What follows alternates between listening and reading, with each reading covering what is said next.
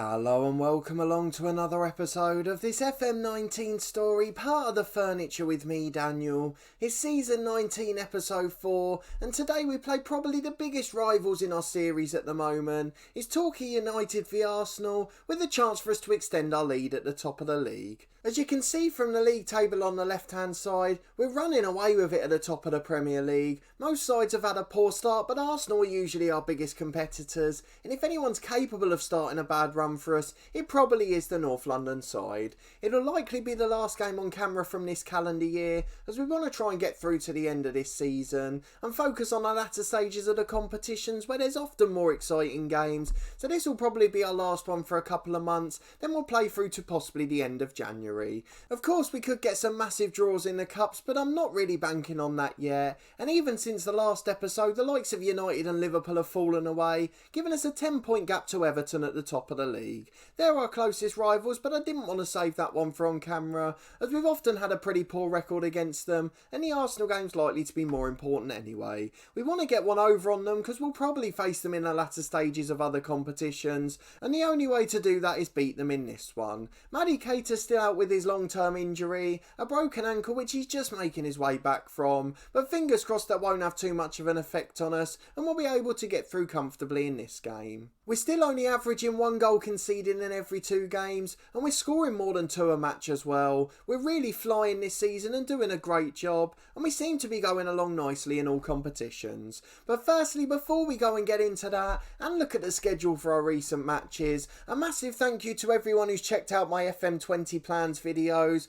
We've had 2 out so far, firstly announcing our plans generally for the next year, and then the club announcement for our FM20 beta save. That'll be a 1-season series as soon as the beta's released, and then this Saturday coming we'll have our long-term one club story announcement where we talk about the club we're going to be managing and give you a bit of an introduction to the side. The first of our plans videos had a vote in as well, so you can help shape some of the content on the channel, so please do go back and get involved with that one, and I hope you're looking forward to the content we've got in store. But let's go and have a look at the schedule before we get into this game, just to see how we've been getting on in recent matches. You were obviously with me for that brilliant 5-star performance against Chelsea, and we followed it up with a 4-star performance at Stoke in the Carabao Cup, our backup side running riot in the second half after Insigne had given us a very early lead. An own goal followed by Sousa and Brunei late on, making sure we ran out 4-0 victors, and Haaland, Smith and Brown coming off the bench, youth academy prospects and brilliant young wonder kids.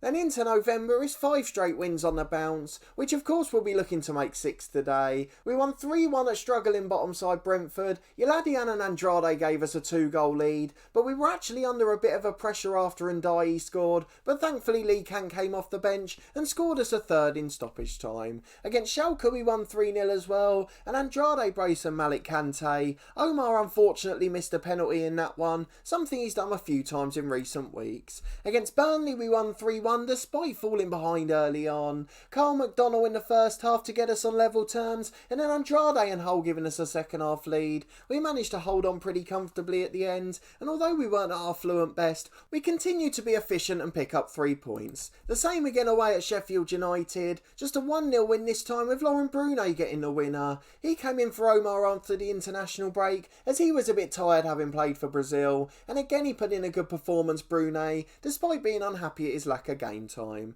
And then again in midweek he played against Juventus, didn't get on the score sheet this time though. He did manage to set up both goals however. Those were scored by Lee Kant and the centre half Insigne. An early sending off for Juventus helped us in that one, as our backup team secured top spot in the group. So let's go and confirm what the league table looks like in the Champions League. Juventus are hoping we'll beat Spartak Moscow, as they'll then be able to get through on 7 points, but we've won all 5 of our group stage matches again, and we've started the defence of our Champions League title well. Of course it looks like we could win the biggest double again, but there's still plenty of time for things to go wrong yet. Having won the Super Cup and lost the Community Shield final, we're also in the quarter-finals of the Carabao Cup now. We're playing Watford, who are having a really poor year in the Premier Division, having won the League Cup and finished 6th last season. The FA Cup third round draw is also just round the corner, so we'll be interested to see who we get in that. Hopefully a nice easy run with lower league opposition. But let's go and get into this game against Arsenal. Of course, the side that have been competing for the Premier League the last few years.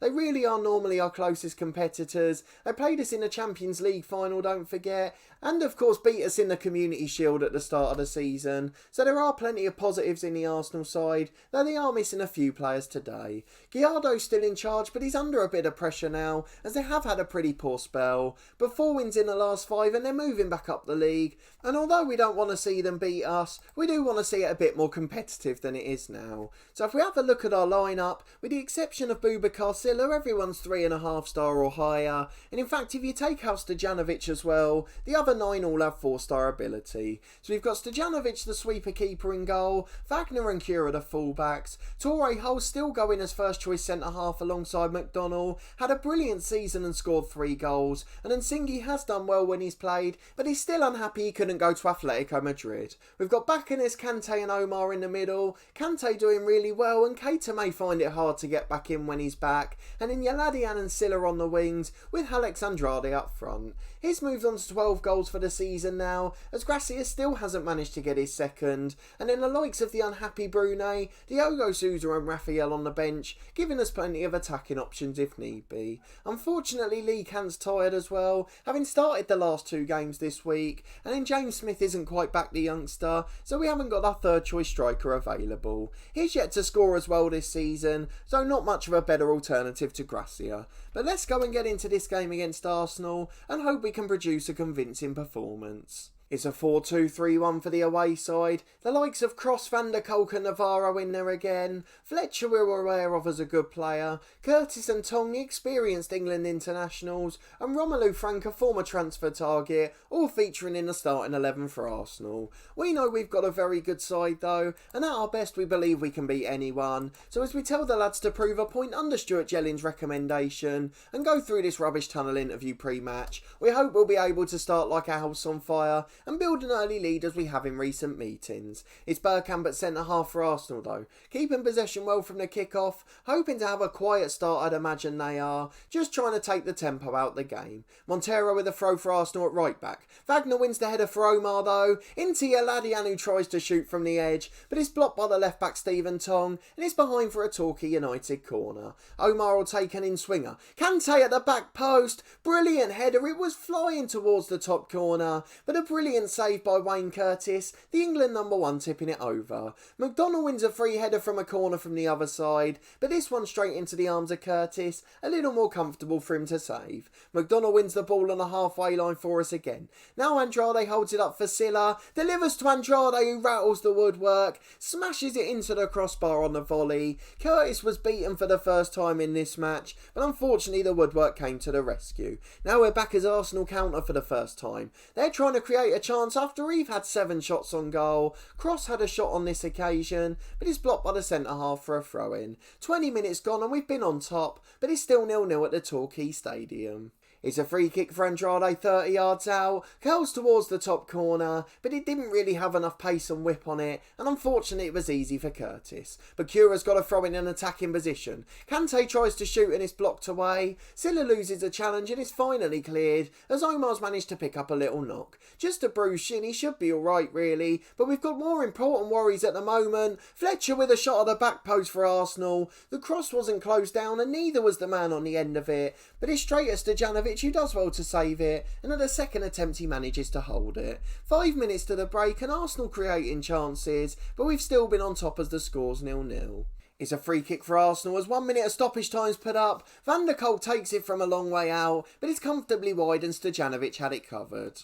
0-0 at the break then, a largely dominant display from Torquay, but not really been too good in front of goal. Looked a little bit toothless actually when we've had chances, so Andrade might have to come off in this game. Sylla's been in pretty poor form as well. Hensley Kant had actually been in the side recently, but unfortunately we knew he was tired for this one. Kante wins the ball back early in the second half, and the highlight ends with a score still goalless. It's Cura with an attacking throw on the left though. Long ball in towards Hull, it's bobbling around everywhere and eventually it's cleared back to Cura. Now Wagner supporting on the left-hand side. Bergkamp heads away. Yiladian finds Cura on the edge. The right back with a good effort from distance, but it's just wide of the post. The keeper had it covered, and with 10 in the second gone, it's still 0-0. Arsenal at right back with a throw from Montero. He finds Romelu Frank, who plays it back to him. Down the line to Navarro, who's got plenty of time, and eventually he'll probably try and switch it. But he's too slow in possession, and Bacanes nicks it. Now Torquay plays a 1-2 with him, and it's out to Yiladian, who can surge down the right, trying to take on 2 or 3 men.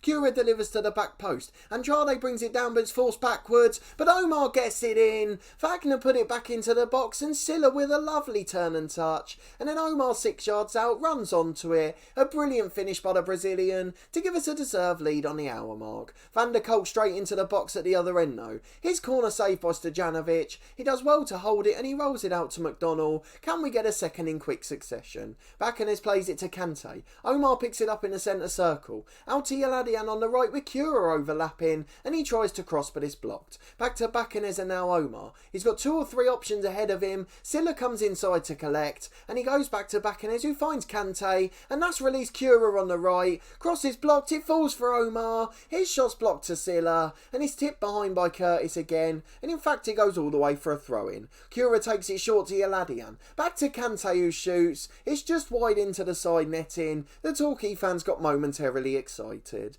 25 minutes remaining, and I think we're going to make a couple of substitutions. Still 1-0, so we don't want to do too much at the moment. Yiladian's a little apprehensive though. Diogo Sousa back in for him. Yiladian wasn't back from injury too long ago, so we do have to look after him a little bit and understand why he's not in quite so good form. Malik Kante's had a rare poor game. Brune will come on for him, and Alex Andrade hasn't had a good game up front, so let's give Gracia a chance to break his duck. A quarter of the game remaining here, and it looks like we're still on top at the moment. 15 minutes remaining, and it's a dangerous attack for us again. Omar with a free kick short to Silla. Brilliant effort from 25 yards. It's tipped behind by Curtis, and we've got yet another corner. Our 10th for the match as Omar swings it in. Brune wins the header, but he doesn't really manage to find anyone. Just sort of knocked it down into the danger zone. And now Arsenal are countering at plenty of speed. Tong picking it up on the left-hand side. The highlight ends midway through their attack though, so I'm guessing they didn't create anything too brilliant. 10 minutes left, it's still 1-0. And while there's only one in it, there's always that doubt. Omar tries to change that with a corner though, into McDonnell at the back post. He puts it comfortably over. He was under a bit of pressure, so we didn't expect him to score from that chance. 5 more minutes to hold on, and if we win it the lead at the top of the Premier Division, it'll be 13 points to Everton. They'll all have a game in hand, but they've not started the season too well. No one else even averaging 2 points a game, something you'd expect at this stage of the season. Brune shoots from 25 yards, goes short to Silla on the second occasion. First shot's blocked, but the composure from the second, and Silla puts it into the bottom corner, and as stoppage time starts, 3 minutes added on. We double our lead to ensure victory. It's Wagner at left back with a throw down the line. Silla loses out to Romelu Frank. Ulysses whips in down the line, but Omar clears it away to Wagner. Brilliant challenge for the Brazilian, and now Gracia's in. Can he cap things off? He can't. Bottled it when he got under pressure in attack, and his shot was blocked and cleared away. Navarro charging down the right for Arsenal. Wagner again strong in defence. Silla switches the ball to the substitute Sousa. One last chance to find Wagner again. Delivers to Sousa at the back stick, but it's down into the side net in a feeble header, and the game is going to finish 2-0 here. I think it's pretty safe to say we're going to win the title this year, so after Christmas we'll focus on the cups. McDonnell gets it back to Stojanovic. He goes short to Hole, who's under pressure, but he's got the composure to go back again, and Stojanovic hacks it long downfield. Romelu Frank brings it inside to Navarro. He finds Cross the centre forward. Good ball for Fabio, who scores. Looked like he may have been offside, but he got one back. But we're already 30 seconds past the allotted time, and I think the whistle will go any second. It's Bacanes to Torquay Hull. He finds Brune and now Bacanes. Up to Omar in the centre circle. And to the right hand side to Cura now. He's got 2 men inside. Gives it away to Romelu Frank, but Torquay Hull wins the clearance back, and Brune finds Bacanes. Why on earth are we still playing here? With 5 minutes into stoppage time nearly, there's only supposed to be 3 added on. Stojanovic has the ball in goal. The final whistle does eventually go. It's a 2-1 win for Torquay United. It deserved to be a 2-0 game really. It's a shame we conceded that late consolation, but as long as we got the 3 points it's all that mattered. The lads are delighted as we say well done to them, and let's go and see what that means for the league. There's the confirmation then. We know Omar picked up a bruised shin, only a 1 to 2 day injury, and I think we've got a week before the next match, so that shouldn't have much of an impact at all. Our winning streak is now 6 matches in a row, started just before that Chelsea game in the last episode, and we'll deal with a press conference off camera as we just keep getting asked about our brilliant form. But before we finish, let's go to the competition screen. We're now 13 points clear at the top of the Premier League. I know the likes of Everton, United and Liverpool can close that gap today, but of course that's going to be easier said than done. They've all dropped plenty of points this season already. So let's go and have a look at the schedule for when we might next be back, as things seems to be going quite swimmingly at the moment. We're through in the Champions League, there's no point showing that. We're flying in the Premier League, so I'll leave that a few weeks. And of course we've got the Carabao Cup quarter final, but that's our lowest priority of all the competitions. We'll probably only show action from that if we get to the final, unless we get a massive semi-final tie, and the tie's on a knife edge going into the second leg. Otherwise we will probably leave it a month and a half, and maybe come back for one of those games in late January. Of course we could get a massive FA Cup tie yet, so we'll wait and see which game's the biggest then. But I do plan to leave quite a big gap now, certainly play through the December fixtures, and probably the first 5 or 6 in January as well, just so we can look through to the latter stages of the Champions League, the FA Cup and the Premier League title race to see the most exciting parts of our final season. How many trophies do you think we can win? Let me know down in the comments your thoughts, and we'll see how many are right at the end of the season and which ones should we prioritise too. But if you did enjoy this episode and another stellar performance in the Premier League, please do put a thumbs up on the video. I really do appreciate you still supporting this series as we move through our 19th and final season, and then I hope you'll come and join me for FM20 as well, as I'm really starting to get quite excited for that one. If you are looking forward to the new Football Manager game, please do subscribe to the channel for daily content from it. As soon as the beta's released, we'll start our long-term One Club story and our FM20 beta save too. So content 7 days a week on the channel, in addition to our Cricket 19 career. That one will continue on Tuesday and Saturday at midday, as we'll be playing 2 episodes a week long term now, and we're in the final couple of weeks of our Snooker 19 career, which you can catch on Fridays at 4:30. But make sure you come and join us tomorrow for the next episode of this one, and on Saturday afternoon as we announce the club for our FM21 club story, which as we mentioned will be starting as soon as the beta's released. But a massive thanks for watching this one as always, and your continued support of the channel, and I hope to see you next time for another important episode as we try to chase as many trophies as possible.